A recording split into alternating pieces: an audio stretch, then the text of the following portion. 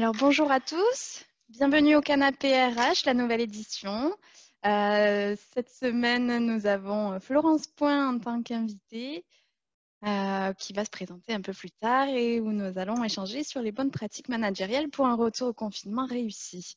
Si le retour n'est pas encore fait, d'ailleurs vous allez un peu nous partager dans le chat, voir si vous êtes toujours en télétravail ou non. Alors, pour ceux qui ne connaissent pas encore le Canapé RH, c'est peut-être le premier pour certains. C'est un événement qui regroupe vous, professionnels RH, managers, chefs d'entreprise, pour échanger sur les bonnes pratiques, sur les astuces que vous avez mis en place, les retours d'expérience dans cette crise sanitaire. En gros, pour le dérouler, c'est assez simple, une petite introduction avec notre invité, des moments d'échange où là, je vous invite à poser vos questions directement et enfin, on conclura ensemble. Pour que cet événement se passe au mieux et pour le confort de tous, je vous invite à suivre quelques règles, des règles assez classiques. Gardez vos micros fermés le temps que vous n'intervenez pas pour éviter les bruits de fond, etc. Activez le micro lorsque vous voulez intervenir. Présentez-vous, donnez votre prénom et posez votre question. Attention, bien évidemment, à ne pas couper la parole aux autres participants ou aux intervenants. Voilà. Pour avoir une meilleure connexion, je vous invite à désactiver les applications qui sont actives sur votre ordinateur ou à couper votre webcam. Sinon, voilà, un grand classique, écoute et courtoisie. Voilà. Je vais laisser se présenter Florence et on commencera les échanges juste après.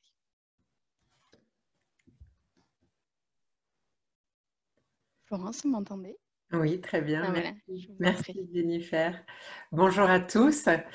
Alors, qui je suis? Eh bien, moi, je dirige le cabinet Parcours Conseil et Formation que j'ai fondé en 2011 après un parcours de près de 20 ans en entreprise et cabinet conseil. Alors, une quinzaine d'années en entreprise d'abord dans les domaines de l'agroalimentaire, la distribution, le sport, les services ressources humaines aux entreprises et puis l'aéronautique. Ça, c'est ma première partie de carrière. Et puis ensuite, j'ai ensuite évolué vers le conseil où je me suis développée sur des missions d'accompagnement. Au sein de Parcours Conseil et Formation, j'effectue des missions d'accompagnement, de formation et de coaching de managers et des salariés des entreprises qui me font confiance. Je suis coach certifiée avec une particularité dans mon coaching puisque je suis également certifiée en psychologie positive appliquée. Voilà pour moi. Super. Alors, merci pour cette présentation. Est-ce que du coup, comment voulez-vous attaquer les échanges justement sur notre thématique, les bonnes pratiques managériales ou en tout cas un peu accompagnement en tout cas des salariés? Comment Eh bien, il est vrai que la période que nous vivons est extrêmement complexe pour les managers. Il y a la gestion du télétravail, il y a le retour au bureau, il y a la gestion peut-être des conflits qui se sont produits à distance ou des règlements de compte qui vont se faire maintenant. Il faut motiver les équipes. Autant de sujets sur lesquels les managers, dans cette période de retour, de reprise d'activité, finalement vont être démunis. Alors, avec Jennifer, on vous a préparé déjà un sondage pour savoir ce que vous avez réalisé ou ce que vous comptez réaliser pour l'accompagnement de vos managers. Alors, Donc la question est, avez-vous l'intention de réaliser une sensibilisation auprès de vos managers au moment du déconfinement?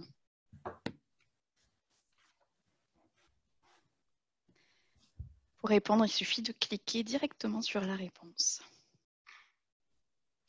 On a presque toutes les réponses. Super. Je vous laisse encore un peu de temps.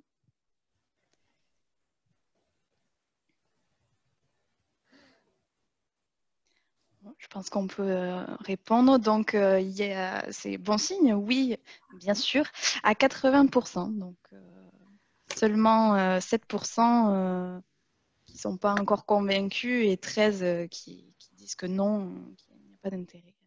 Ok. Donc, très bien, super. Ok, merci. Merci Jennifer. Vous pouvez continuer, je vous en prie. Ok. Alors, il serait bien prétentieux de me présenter en tant qu'experte sur cette situation de crise totalement inédite. Je dis toujours que je ne détiens aucune recette, évidemment, puisque voilà, la situation ne s'est encore jamais produite. Et d'ailleurs, depuis ce début de confinement, la première chose qui m'a interpellée, c'est de me dire, bon sang, comment vont faire ces managers? Qu'est-ce qu'on va pouvoir faire pour les aider? Je me suis posé la question, évidemment, au niveau de mon activité. Qu'est-ce que je vais pouvoir mettre en place pour que, voilà, pour pouvoir accompagner mes clients, pour pouvoir accompagner tous ces managers dans leur fonctionnement. Et j'ai décidé d'aller regarder un petit peu ce qui se passait dans les différents domaines où on connaît la crise. Et il y a deux domaines qui m'ont interpellée. Il y a le domaine militaire d'abord, et notamment le GIGN. Et puis un chef d'entreprise qui m'a marqué, qui a connu la crise en 2008 quand Lehman Brothers a fondu. Et donc, je me suis intéressée à ça et j'ai regardé comment ils avaient fonctionné pour comment le GIGN fonctionne et comment ce chef d'entreprise a fonctionné pour retrouver son activité. Alors, le GIGN, j'ai eu la chance de pouvoir les interviewer en plus. Donc, ce qu'ils racontent, déjà, c'est qu'à chaque fois qu'ils rentrent de mission, eh bien, donc ces missions, vous voyez, quand on appelle le GIGN, c'est très grave. Donc, ce sont des missions où les soldats ou les militaires vivent une activité particulièrement intense sur le plan émotionnel. Il y a quelquefois malheureusement des morts, donc c'est très très lourd. Et en fait, la première chose qu'ils font lorsqu'ils rentrent en caserne, eh bien, c'est le débriefing. Alors, ils ne se changent même pas, ils vont direct au débriefing et ils appellent ça le débriefing de décompression émotionnelle. Ça, c'est la première chose. Quand je m'intéresse donc à Nicolas Doucerin, donc ce chef d'entreprise, Nicolas Doucerin dirigeait un cabinet de conseil en recrutement. Et donc, quand Lehman Brothers tombe, eh bien, vous le savez, il y a une vague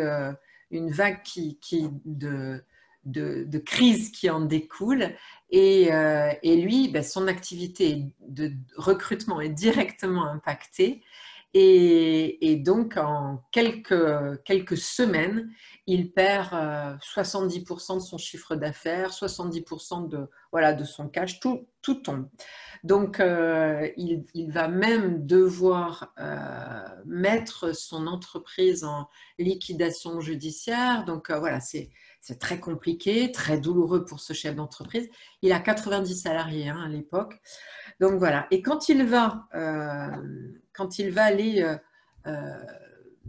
rencontrer le juge pour mettre son entreprise en liquidation judiciaire, eh bien, le juge lui dit, de toute façon, il y a 2% des entreprises qui s'en sortent de cette affaire-là. Donc, et lui, il prend ça comme une claque. Et il se dit, OK, il rentre dans son entreprise, il réunit tous ses collaborateurs, il leur explique immédiatement ce qui se passe, ce qu'il vient de faire, ce qui se passe, ce qu'on lui a dit. Et il leur dit, ben, voilà, comment est-ce qu'on peut ensemble trouver des solutions. Et donc, il va, dans cette réunion, dans plusieurs réunions d'ailleurs, ils vont travailler ensemble à se réinventer finalement. Se réinventer, ça passe par quoi? Ben, ça passe par d'abord s'intéresser à tout ce qu'on fait de mieux, tout ce qu'on... faire l'inventaire de nos compétences, faire l'inventaire de nos qualités, faire l'inventaire de nos produits les mieux vendus, faire l'inventaire de nos atouts, bref, faire ce melting pot pour ensuite chercher des idées, brainstormer pour trouver finalement des nouveaux plans d'attaque. Lui, ce qu'il raconte, c'est que dans ce travail réalisé ensemble, eh bien, ils ont sorti 23 projets. Et sur les 23 projets, il y en a 2 qui ont finalement vraiment vu le jour. Sur ces 2 projets, il y en a un, alors il l'appelle le contrat décisif, puisque ce projet leur a permis finalement de réunir suffisamment de cash eh bien pour progressivement pouvoir compenser, retrouver l'activité en 6 mois. En 6 mois, il a quitté, je ne sais plus comment on dit, quitté son entreprise est redevenue viable et il a même reçu d'ailleurs les félicitations du tribunal de grande instance. Hein, voilà. Donc, le GIGN, faire le débriefing émotionnel, Nicolas Doucerin, faire ce débriefing certes, mais aussi investir les collaborateurs dans le « je me réinvente ». Alors, je reviens sur le GIGN. Quand je les interroge, ils disent « Bon, après, en mission, comment ça se passe ?» Et là, ce qu'ils m'ont expliqué, c'est qu'ils sont en capacité régulièrement à échanger leurs responsabilités. Alors, je m'explique. Échanger les responsabilités, eh bien, c'est une mission qui s'est déroulée il y a peu de temps. Hein. C'est l'exemple qu'ils m'ont pris, où un illustre individu avait décidé, ils ont repéré un illustre individu qui avait décidé d'aller assassiner Emmanuel Macron.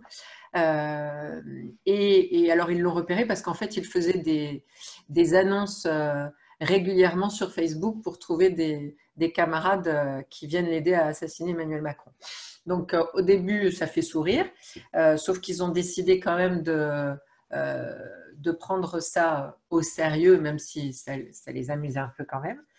Et puis, ils ont donc le commandant de l'équipe a décidé d'envoyer quelqu'un donc en repérage, un soldat en repérage sur l'habitation de cet individu. Et le soldat, quand il est allé en repérage, s'est rendu compte que c'était le domicile de cet individu, c'était un véritable arsenal. Qu'est-ce qui se passe ? Ça veut dire que dans cet instant, ils se rendent compte qu'avec, voilà, s'ils interviennent au domicile, c'est une véritable poudrière, ça peut être très très dangereux pour eux, pour l'entourage de cet individu, hein, les autres maisons, les voisins et tout ça. Donc ils ont, de par le regard de Romain qui a repéré ce monsieur, eh bien, ils ont décidé finalement de changer leur plan et d'aller le cueillir sur les lieux de son travail. Voilà. Donc en fait, ce qui est important dans cette histoire, c'est que le le fait d'échanger les responsabilités et de donner totalement confiance à celui qui a la connaissance, celui qui sait, celui qui a repéré, celui qui a fait le travail, eh bien, ça permet en quelque sorte alors pour eux, de dénouer et d'avancer d'avancer de manière heureuse, si je puis dire, dans cette mission. Voilà. Donc, troisième point, donc je reviens, hein, le débriefing émotionnel, le briefing, la motivation, l'inventaire de tout ce qu'on sait faire et puis le brainstorming pour trouver des nouvelles idées pour se réinventer. Et puis, la confiance qui permet donc d'avancer. Ce qui est important également, c'est de repérer, ça c'est Nicolas Doucerin qui l'explique, c'est de repérer les éventuels signes de démotivation des collaborateurs. Voilà, dans les périodes de crise, hein, eh bien, on peut avoir peut-être un peu moins d'activité et donc il y a des signes qui ne trompent pas, c'est-à-dire les pauses qui vont s'allonger un peu devant la machine à café ou les pauses cigarettes qui vont voilà, peut-être un peu déborder. Donc là, il faut très vite recentrer tout le monde. Et puis surtout, en profiter de ces moments-là aussi pour faire tout ce qu'on a finalement, tout ce qu'on ne fait jamais ou tout ce qu'on a toujours voulu faire qu'on ne réalise jamais par manque de temps ou de disponibilité pour ça. Donc ça, voilà, ce sont des éléments importants. Nicolas Doucerin insiste aussi beaucoup sur l'exemplarité des managers.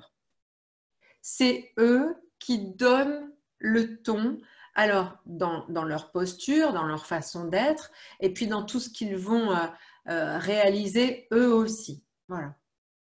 Bon, lui, ce qu'il explique, c'est qu'en matière d'exemplarité, ce qu'il expliquait, c'est qu'il a immédiatement réduit de 40 ou 50% sa rémunération. Il a rendu sa voiture aussitôt. Enfin, voilà. Pour montrer qu'il était alors déjà, parce qu'il y avait des raisons économiques, évidemment, mais au-delà de ça, qu'il était complètement impliqué voilà, dans ce qui se passait. Voilà. Et puis, ce qui va être très important aussi pour les managers, c'est de célébrer toutes les victoires. Et dans un premier temps, les victoires, eh bien, elles sont quelquefois toutes petites. Mais voilà, il faut s'y intéresser et tous les jours, voilà, de quoi on est content, qu'est-ce qu'on a fait de bien hier, voilà, et puis on avance, voilà, progressivement, petit à petit. Super, merci pour cette introduction super intéressante. Alors maintenant, j'aimerais laisser les participants prendre la parole, indiquer peut-être, je ne sais pas, leurs problématiques, concrètement, peut-être qu'ils ont des difficultés en particulier ou qui veulent simplement discuter d'un sujet. On vous écoute. Qui voudrait s'exprimer maintenant? Ne faites pas être timide. Est-ce qu'il y a quelqu'un qui, par exemple, je ne sais pas, a prévu quelque chose au retour ou qui l'a déjà mis en œuvre peut-être aujourd'hui, hier? Est-ce que quelqu'un voudrait bien partager son retour d'expérience? Disons que si aujourd'hui vous ne parlez pas, on ne va pas... Je peux peut-être donner quelques éléments complémentaires si vous voulez. Oui, bien sûr. Juste pour revenir sur le débriefing, ce que j'appelle le débriefing émotionnel, hein, qui est important. Donc, à chaque fois, finalement, qu'on a une crise ou qu'on a, vous le savez, malheureusement, quand il y a des drames ou quand il y a des accidents ou des choses comme ça, on dépêche des cellules psychologiques sur les lieux des drames. En fait, ce débriefing émotionnel, il est capital à faire immédiatement au retour. Il permet à tous... Ah, Florence, je suis désolée. Enfin, je ne sais pas si c'est moi, mais je ne vous entends plus.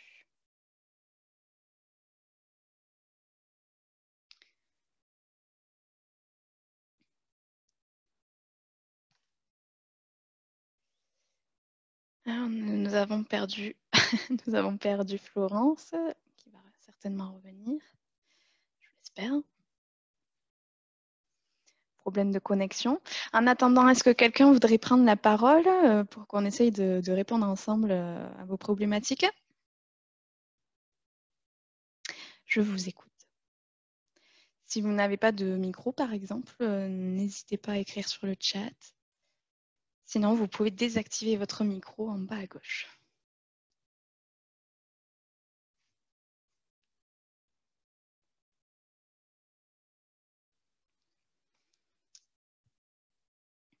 J'espère que Florence va réussir à se reconnecter. Ah, je crois que c'est mieux. Florence, alors, je vous réactive le micro. Là, c'est bon? Oui. Voilà, c'est bon. On vous avait perdu. Ok, je n'ai pas compris ce qui s'est passé. Oui, donc je disais que cet entretien de débriefing émotionnel permet en fait, c'est un peu comme je prenais l'exemple du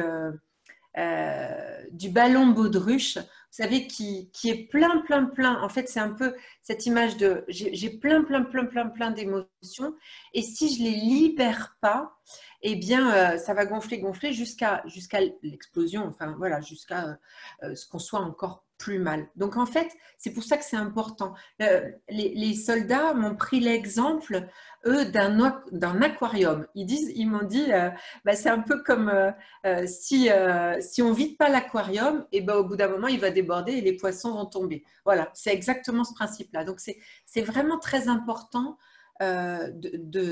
d'utiliser cet outil. Et alors, en parlant d'outils, dans le cadre du débriefing émotionnel, ce qui est intéressant, c'est de faire vivre à chacun, voilà, parce que les managers ne sont pas des psys, hein, évidemment.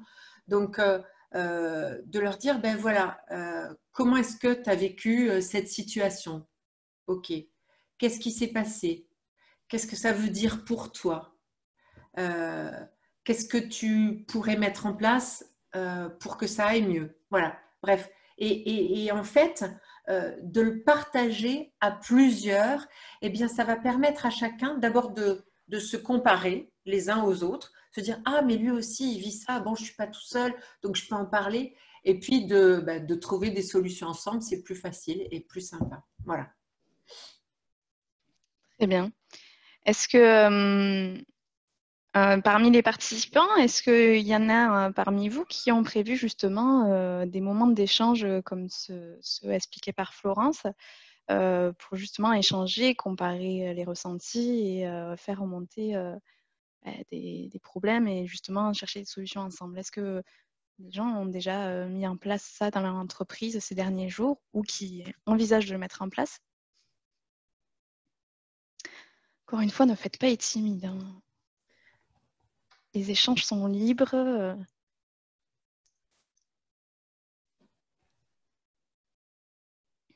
Bon, je crois qu'aujourd'hui, on a des participants un peu timides qui n'osent pas Alors, poser je leurs vois qu'il y questions. a des questions écrites. Oui. Alors, la dernière question qui a été posée, quel serait le meilleur moment lorsque le personnel est resté en télétravail? Eh bien, alors, ce qu'on sait, hein, ce que j'ai pu voir moi auprès de mes clientes déjà, c'est que le lien, bien souvent, dans la majorité des cas, hein, a bien été maintenu entre les managers et les collaborateurs en télétravail. Donc, ça peut être, si les gens restent en télétravail encore quelque temps, ça peut être d'organiser chaque semaine un café, un café on l'appellera le café émotion, peut-être, où justement, vous pouvez faire ce débrief émotionnel. Voilà, par exemple. Très Voilà. bien. Du coup, vous conseillez de le faire en termes de temps, par exemple, dès aujourd'hui ou Oui, tout à fait. En fait, pour ceux qui ont repris ou qui vont reprendre, hein, puisqu'il y a pas mal de personnes aussi qui reprennent la semaine prochaine, qui se sont laissé une semaine pour voir ou pour installer, eh bien, ça peut être aussi au démarrage. Moi, je dis ce qui est très sympa à faire, c'est que le manager envoie juste avant un SMS, passe un coup de fil ou les réunissent ici comme nous ici en Zoom pour leur dire bon ben voilà on commence la semaine prochaine, je vous souhaite la bon retour, peut-être faire un brief sur les mesures d'hygiène et de sécurité, voilà, parce que c'est quand même la première inquiétude de tout le monde. Hein. Et puis ensuite, au retour dans l'entreprise, eh bien, organiser le débrief où on travaille un peu plus sérieusement autour de, voilà, de ce débrief émotionnel. Voilà. Très bien. On a une autre question. Faut-il privilégier un débriefing émotionnel individuel ou en équipe? Alors, personnellement, j'ai une préférence pour le débriefing émotionnel en équipe. Toujours, alors, sur ce principe de pouvoir se dire « Ah, mais je ne suis pas le seul à penser ça, je ne suis pas le seul à vivre ça. » Voilà, ça rassure les gens. Alors, pour en venir au GIGN, hein, qui m'a beaucoup marqué, ce qu'ils m'ont raconté, donc j'ai interviewé l'équipe qui est intervenue à Trèbes, hein, donc si vous vous souvenez de ce très triste événement. Et donc, quand ils sont rentrés en caserne, ce qu'ils m'ont expliqué, c'est que dans le débrief, donc, après avoir vécu ces émotions aussi intenses, eh bien, ils étaient 3 ou 4 à être persuadés d'être rentrés en premier. Voilà. Le cerveau nous joue des tours lorsque nous sommes voilà, dans ces émotions intenses. Donc, c'est pour ça que ça permet aussi de se dire « Ah oui, on a fait ça plutôt, ça s'est plutôt passé comme ça et tout ça. » Et du coup, de rassurer tout simplement et de remettre les choses au clair et de rassurer. Et donc, voilà, je trouve qu'en équipe, il se passe plein de choses, on peut se le dire et c'est bien. L'autre point très important, je vous le disais en démarrage, c'est que il est possible qu'il y ait un petit peu une guerre des tranchées entre, dans certaines organisations, c'est le cas, hein, entre ceux qui étaient au front, comme on dit, et puis ceux qui sont soit restés à la maison, qui n'ont pas pu parce qu'il y avait les enfants, parce que voilà, plein de raisons très légitimes, soit ceux qui, voilà, de toute façon, la mission, c'était de rester en télétravail. Et donc, il est possible qu'il y ait quelques petits ajustements au retour, pas forcément sympathiques. Donc, ce débrief, moi, je trouve qu'il permet de poser les choses, de se dire les choses.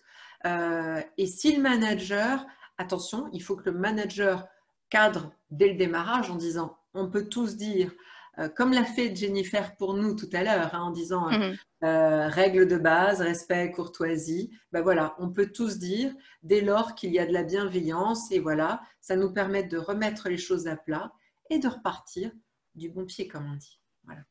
Super.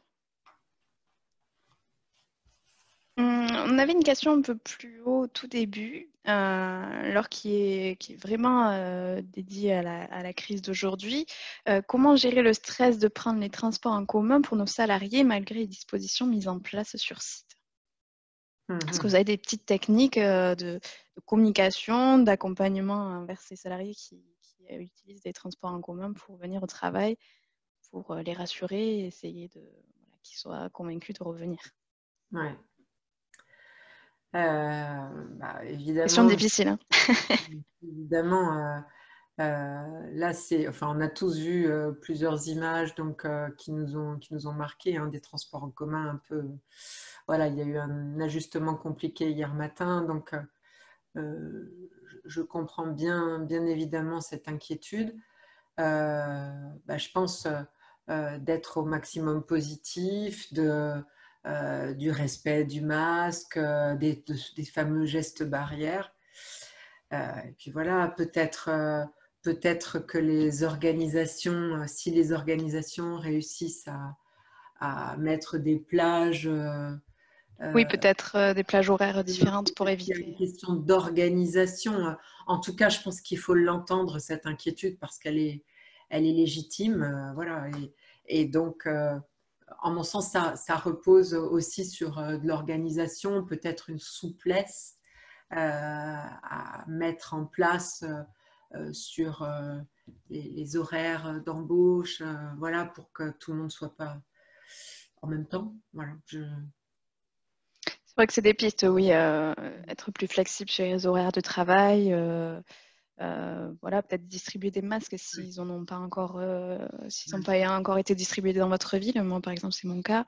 Mais voilà, essayer de les équiper au maximum et d'aménager un peu leurs horaires en fonction pour éviter. Après, ce qui est très important aussi, toujours par rapport à ce fameux débrief, c'est-à-dire que ce que je dis, c'est, un, il faut lâcher l'émotion, deux, il faut écouter. Écouter, c'est-à-dire que l'une des compétences managériales capitales dans ce retour, et puis moi je dis, il y a le retour, hein, c'est-à-dire qu'il y a le déconfinement, puis il y a l'après, parce qu'on le sait tous, malheureusement, il y a la réplique, hein, qui arrive, c'est-à-dire la réplique, c'est la crise économique, voilà, donc où toutes les entreprises, il va falloir vraiment se tenir les coudes, se serrer les coudes. Donc, moi, ce que je dis, c'est qu'il faut euh, écouter, développer un maximum cette écoute active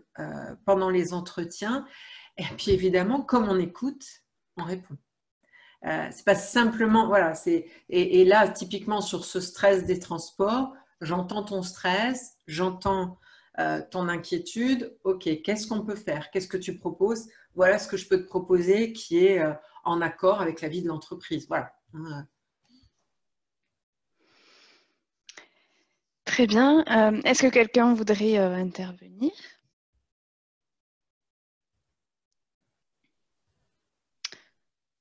Est-ce qu'on a des questions dans le chat? Non. Moi, j'avais une question.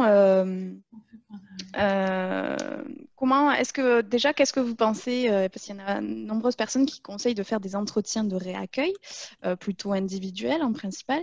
Qu'est-ce que vous en pensez et quelles sont les clés? Parce que, en fait, d'après des études qui ont été faites sur le marché par des psychologues, par exemple, qui disaient que la plupart des salariés vont peut-être remettre en question leur priorité de vie, hein, acter vraiment des moments de vie de leur côté, peut-être se dire que leur travail leur convient plus ou qu'ils sont très bien en télétravail et ne voient pas pourquoi ils reviendraient. Comment les remotiver, ces personnes-là? Comment alors, au-delà de l'écoute, comment après concrètement essayer de leur donner les clés pour les rebooster et qu'ils soient tout aussi performants qu'avant? Alors, moi, ce que j'ai compris aussi en interrogeant tous mes clients, hein, pendant ce déconfinement, c'est que en télétravail, ça travaillait énormément.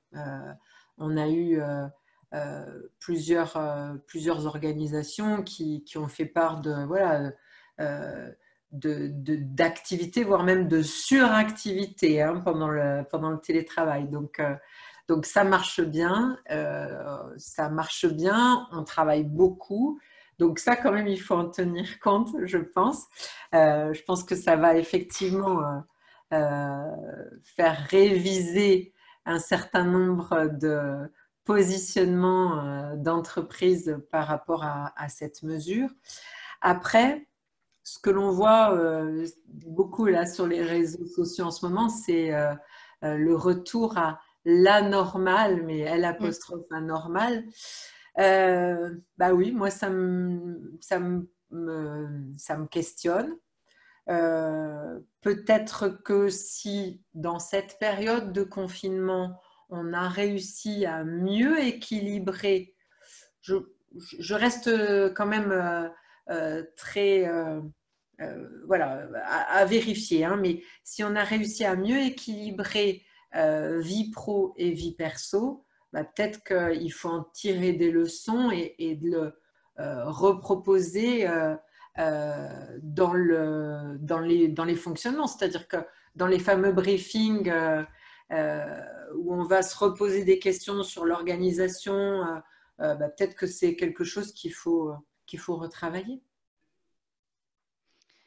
Super. On a Eva qui voulait intervenir. Oui, tout à fait. Bonjour. Bonjour. Bonjour. Petite question. Alors moi, pour ma part, je suis responsable RH, mais en recherche d'emploi. Et donc, j'ai entendu, à défaut de bien voir, j'ai entendu que cette période de confinement et donc de crise serait aussi une période d'opportunité.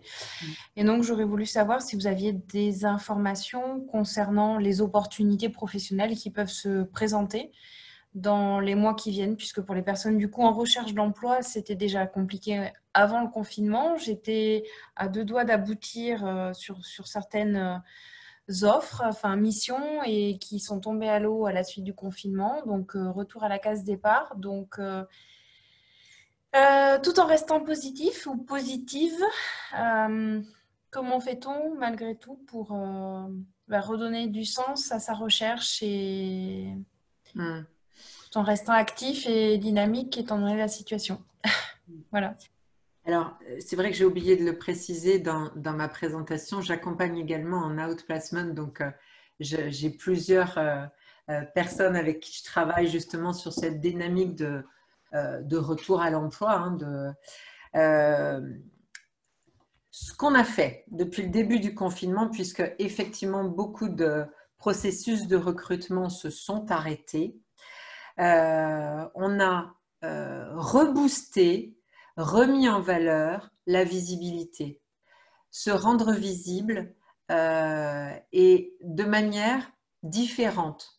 C'est-à-dire que certains de mes candidats ont réalisé des CV sous forme de vidéos, ont réalisé des articles sur leur domaine d'activité pour se présenter différemment et attirer différemment les éventuelles organisations ou recruteurs dans les organisations ou au sein des cabinets de recrutement. Voilà.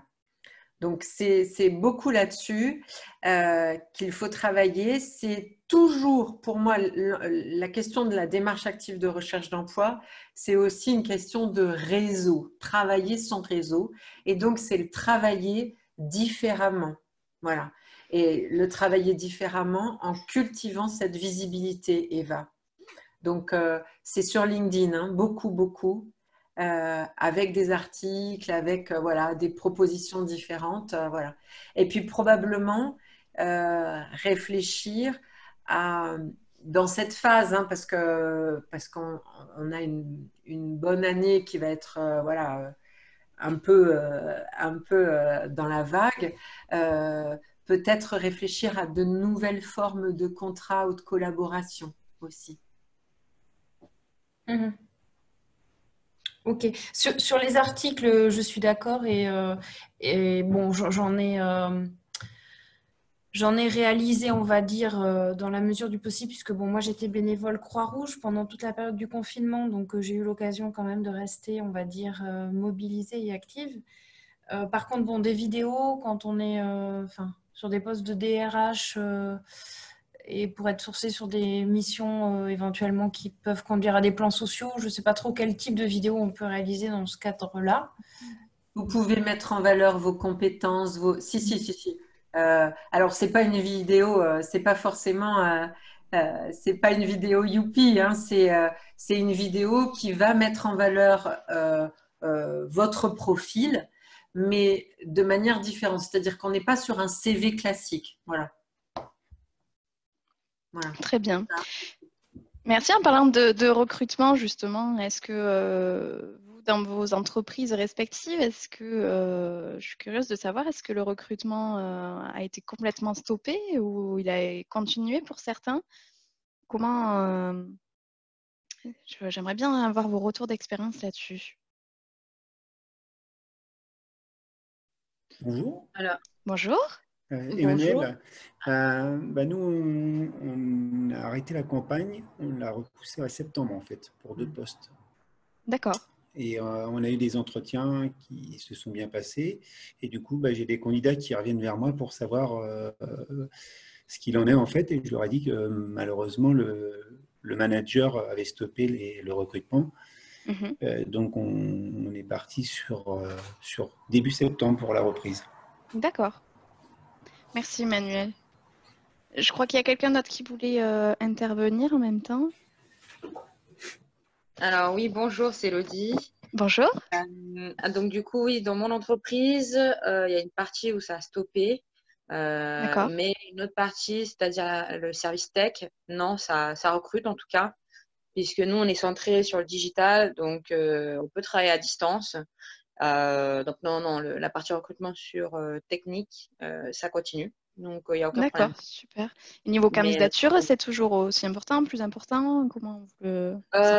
c'est plutôt stable, hein. C'est-à-dire qu'on peut D'accord, avoir un besoin, on va dire, à la semaine, quoi, sur la partie tech, mais d'accord, pas dans le recrutement, pas dans le staffing, je veux dire, et pas dans le service RH. C'est très, très calme. super. Très, Merci très pour calme. votre retour. Pas de Tant souci. qu'on vous a, vous voulez peut-être lancer un petit sujet?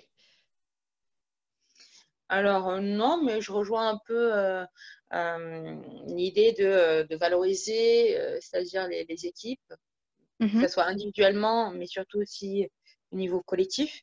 Parce que c'est ce qui se passe avec nous. On fait beaucoup de visioconférences et des check-out fin Mhm. de journée. Et ça fait toujours plaisir d'avoir un retour de son manager sur son travail. Et ça, il l'applique chaque jour et ça, c'est top, quoi. Ok, super. Et pour, alors peut-être Florence, vous pouvez nous éclairer plutôt sur le côté plus collectif. C'est vrai que le retour va peut-être influer sur la cohésion d'équipe et sur l'ambiance générale. Quels conseils donneriez-vous pour pallier à ça? Alors, moi, je pense que déjà, tout ce qui va être important, c'est l'exemple du manager. Un manager qui accueille, un manager qui est souriant, un manager qui est positif, un manager qui valorise les réussites. Ça met déjà Oui, c'est déjà énorme. l'équipe dans de bonnes conditions pour travailler sa cohésion. Voilà. Mm. Donc, voilà, je le disais tout à l'heure, célébrer toutes les réussites, même les toutes petites, parce que c'est ce qui va progressivement mettre en dynamique positive toute l'équipe. Voilà. C'est très important, effectivement, de mettre ses collaborateurs dans ces dynamiques positives. Je parle toujours de ce que j'appelle l'audit positif. Bon, on est content de quoi? On a fait quoi de bien cette semaine? Quel laurier on se donne? Et en fait, quand on démarre les réunions comme ça, je peux vous dire que ça change immédiatement la donne. Voilà. L'autre point très important, c'est de valoriser les forces, les talents des différents collaborateurs et de s'en ressourcer, enfin de s'en servir au maximum. Pourquoi? Parce que quand j'utilise mon talent, eh bien en fait, je m'éclate, ça me plaît beaucoup et puis généralement, je suis très performante. Voilà. Donc, très important de bien repérer tout le monde. Je vous disais tout à l'heure, de faire l'inventaire des compétences, des talents, des forces de son équipe pour pouvoir les utiliser au maximum et créer cette superbe dynamique positive. Voilà. Et tout ça, ça crée de la cohésion. Hein. Voilà. Donc, vous, au retour, vraiment, alors pour ceux qui ne l'ont pas encore vécu, le retour au bureau réellement avec quasiment toutes les équipes, comment vous voyez la première journée? Est-ce que c'est plutôt tout le monde à fond les ballons ou ben, au contraire, c'est une journée où on ne travaille pratiquement pas et on privilégie les moments d'échange? Comment vous conseilleriez de faire?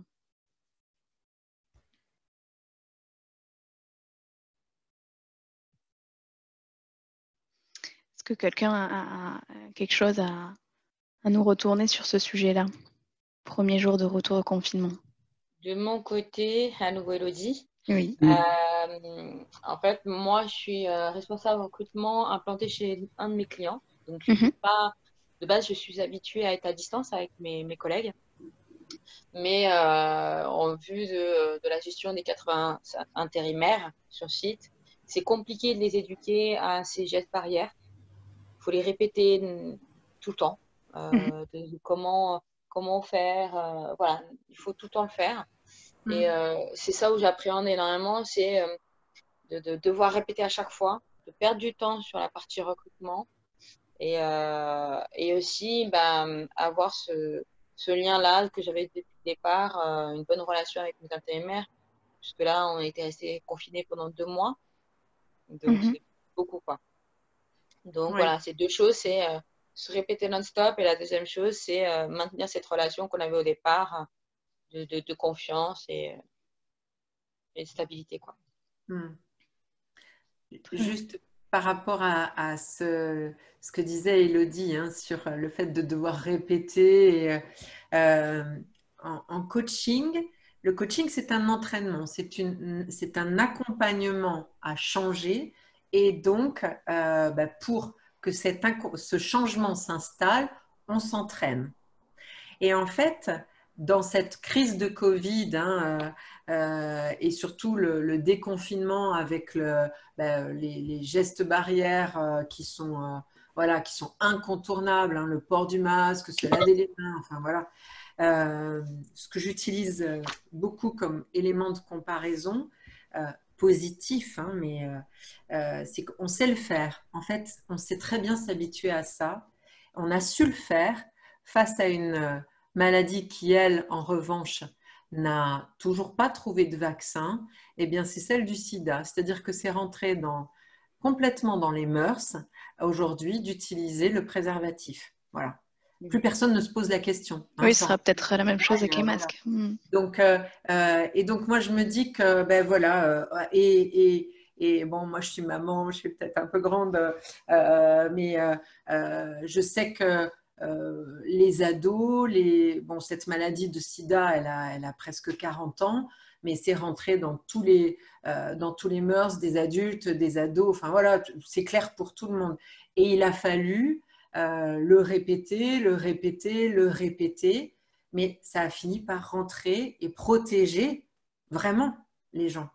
Et je pense que voilà, on ne peut malheureusement pas y échapper pour les mesures barrières. Je pense que voilà, ça va aussi aller par cette répétition. Peut-être un peu usante, hein, Elodie, j'en conviens. Hein, oui, effectivement, puisque là, pour l'instant, je n'ai aucune entrée sur le site, mais à tout moment, le client est capable de me dire, voilà, je reprends mes intérimaires, donc 80 personnes.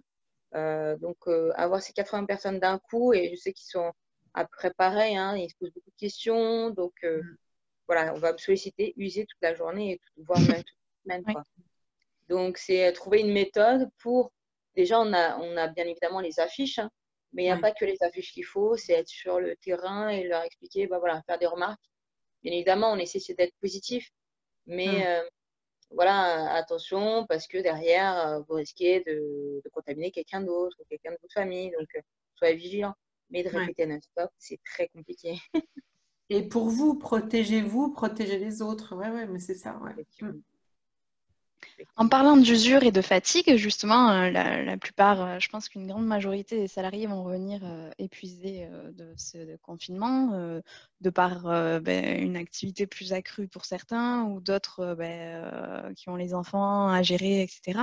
Est-ce qu'il y a des petites astuces, quelque chose à faire pour anticiper cette fatigue et essayer de faire en sorte que nos équipes soient moins fatiguées à la reprise? Je sais que c'est peut-être pas si clair que ça encore, mais est-ce qu'on peut proposer des choses peut-être à nos équipes pour les revitaminer? Je sais pas comment. Oui, ouais. En fait, j'ai beaucoup, pendant le confinement, insisté, moi, auprès de mes clients sur un certain nombre de points. D'abord, se faire régulièrement du sport. Voilà. Alors, la posologie, c'est celle de la santé. Hein. C'est 30 minutes 3 fois par semaine. En confinement, moi, j'invitais à en faire 30 minutes tous les jours. En fait, quand on fait 30 minutes de sport, on le sait, hein, 30 minutes suffisent. Hein, donc, c'est un peu de vélo si on a la chance d'avoir un vélo en appartement, c'est un peu d'abdos, et en fait, ça décompresse l'émotion. Voilà, on le sait, ça permet tout de suite de faire du bien à son cerveau et donc à son corps et finalement, au final, d'être moins fatigué. Il y a l'alimentation, c'est évident. Oui, bien sûr.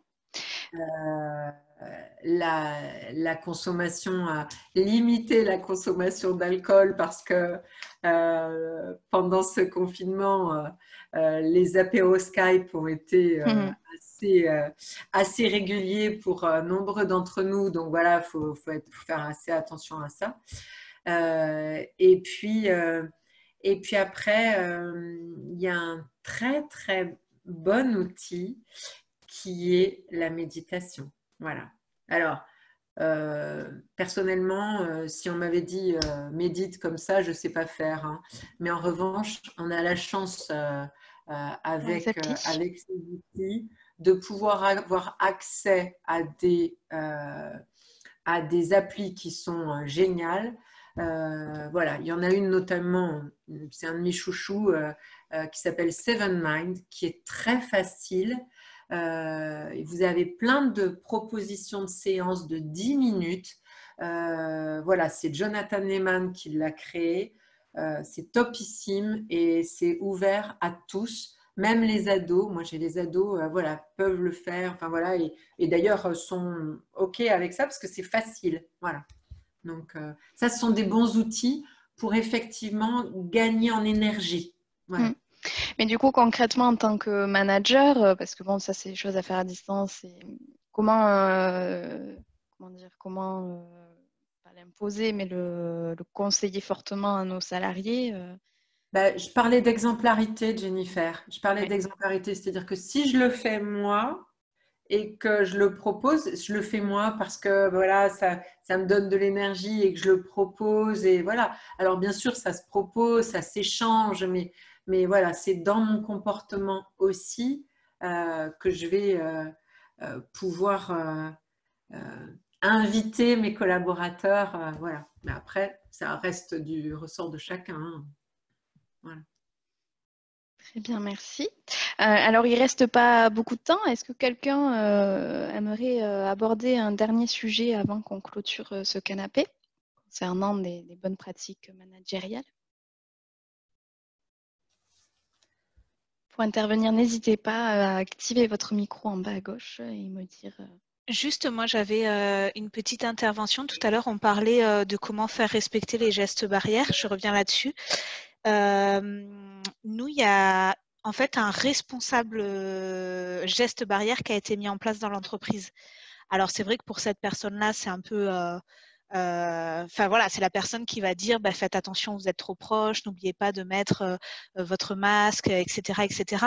Mais au final, je pense qu'en tant que salarié, c'est assez rassurant aussi de se dire j'ai une personne qui aura un œil là-dessus et si je fais pas bien ou si un de mes collègues ne fait pas bien, cette personne pourra intervenir. Et j'ai trouvé ça assez intéressant de mettre ça en place.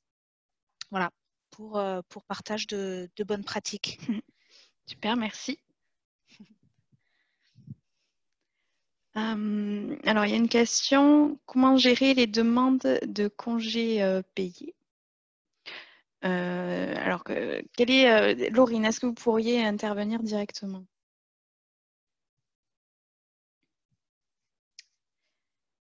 Est-ce que vous m'entendez? Laurine? Je ne sais pas si vous m'entendez tous. Oui, ça y est, là. Ah, d'accord. Désolée, ma question était peut-être pas très bien faite. En fait, bon, moi, je suis encore, on est encore tous à domicile, mais voilà, vu qu'on est au mois de mai, j'ai beaucoup de salariés qui me disent, Laurine, juillet, août, même si avec le confinement où on n'a pas l'occasion de partir en vacances, il y a quand même la question de poser ses congés payés. Et c'est vrai que moi, j'ai des salariés qui posent 2 voire 3 semaines. Du coup, vous avez peur que les salariés ne posent pas leur congé? C'est surtout comment... En fait, c'est beaucoup de choses. Il y en a, ils veulent pas les poser parce qu'ils ont peur d'une deuxième vague. Donc ça, bon, après, on essaie de les rassurer, mais bon, on n'est pas non plus médecin ni devin, donc c'est un peu compliqué. Et c'est surtout, d'un point de vue, comment... Parce qu'en fait, voilà, on est dans le prêt-à-porter et on a eu quand même 2 mois de fermeture. On n'est pas des boutiques qui fonctionnent extraordinairement bien tout le long de l'année. Et j'ai peur que les directives qui viennent de beaucoup plus haut soient on interdit 3 semaines de congés payés et limite on n'autorise que 2 semaines. Et comment faire toute une communication sur entre guillemets un petit peu l'effort de chacun. On vous a mis en activité partielle, on vous a assuré le maximum de salaire qu'on pouvait, on vous a maintenu des primes mensuelles, mais voilà, à l'été, ce ne sera pas 3 semaines, ce sera 2 semaines. Et j'ai peur qu'en termes de remotivation, déjà j'ai beaucoup de gens qui ont peur de reprendre les transports parce qu'on a des magasins en banlieue. Donc si en plus on rajoute la thématique des congés payés, j'ai vraiment peur qu'en termes de fidélité de nos employés, en fait on soit vraiment dans du perdant-perdant. Oui, je comprends tout à fait. Est-ce que quelqu'un a un retour à faire à Laurine sur ce sujet des congés payés? Encore une fois, si vous voulez intervenir, vous pouvez activer votre micro en bas à gauche en cliquant sur le micro.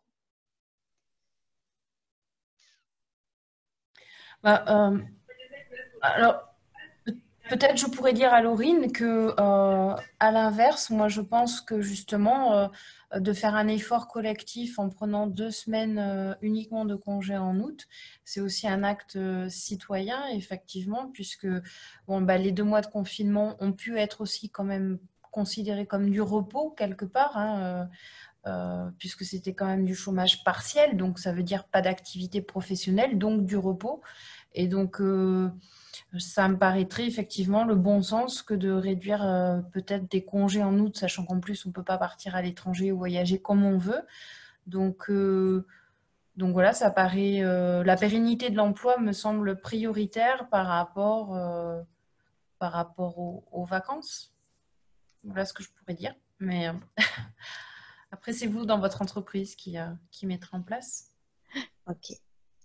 Tout à fait, je pense que oui, ça passe aussi par une communication transparente à toutes les équipes, rappeler le contexte, rappeler les efforts qui ont été faits par l'entreprise jusqu'à maintenant et peut-être exposer les risques qu'il y aurait si tout le monde n'était pas solidaire. Justement, parler de pérennité d'emploi, etc. Je pense qu'il faut être honnête aussi et très transparent sur les risques que l'entreprise encourt et voilà. Et essayer, justement, je pense que d'en parler directement, les salariés le comprennent. On l'a vu dans la crise, quand c'est prévenu, quand voilà, quand on a dit pour les parents, chômage partiel et pour le reste, non, voilà, c'est compréhensible. On sait qu'on est dans une situation assez particulière et que l'entreprise a aussi besoin de solidarité de la part de ses salariés. C'est aussi bien pour l'entreprise, mais aussi pour eux, quoi. Ça a été un peu le cas avec les congés payés imposés au début de la crise. Ah, je vous entends pas, Florence. Ah. Je vois qu'il y a les 3 petits points. Alors, est-ce que vous avez le micro?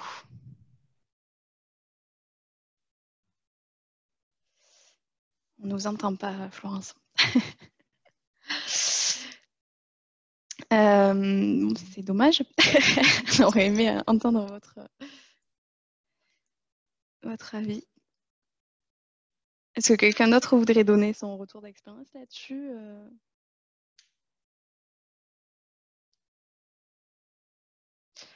Bon, je vois que l'heure est passée.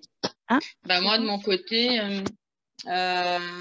chez l'entreprise où je suis actuellement, effectivement, on propose donc de poser des congés payés, 2 semaines maxi, pour que voilà, tout le monde soit là aussi et puis qu'il y ait un binôme en présence au cas d'absence, quoi.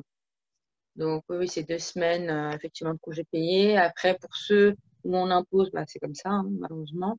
Et pour les congés payés de l'année d'avant, on ne peut pas forcément les reporter. Donc, tout sera perdu si ce n'est pas posé. Donc voilà. Oui. Mais pas de solution sur ça, de toute façon. Oui, là pour l'instant, je pense que tout le monde est un peu. Ouais. On fait jour au jour là. On a perdu Florence, définitivement.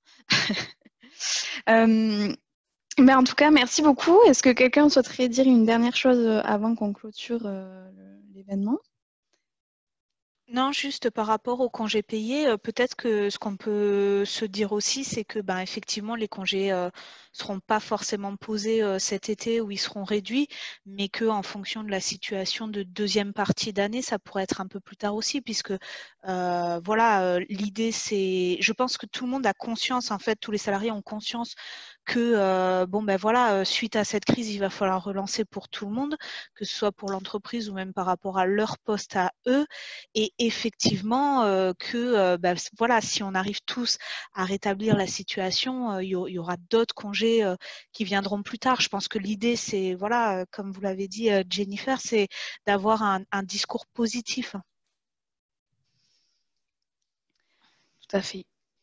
Bon, mais merci beaucoup. Alors Florence, je suis désolée, on ne vous entend plus, mais en tout cas, je vous remercie en tout cas de votre intervention. Je vous remercie tous pour vos échanges qui ont été très riches. Donc, cette 4e édition est terminée.